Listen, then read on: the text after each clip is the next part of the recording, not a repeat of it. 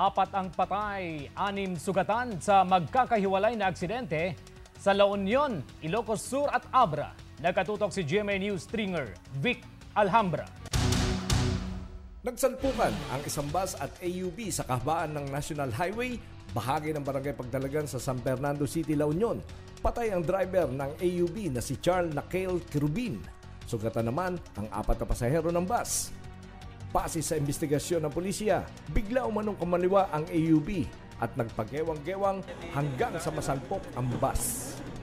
Naging pahirapan ang pagtanggal sa driver ng AUV dahil naipit sa loob ng kanyang sasakyan.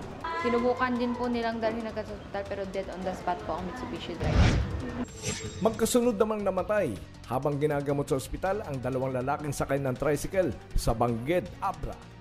Nakilala ang biktima na sina Noel Sequera at Pepito Belmes.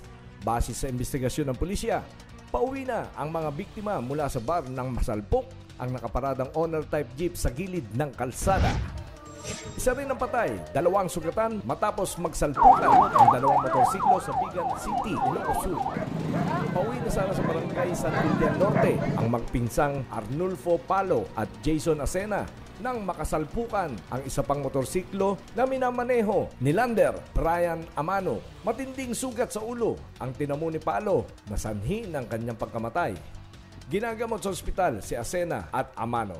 Vic Alhambra, naghahatid ng balitang amyanan.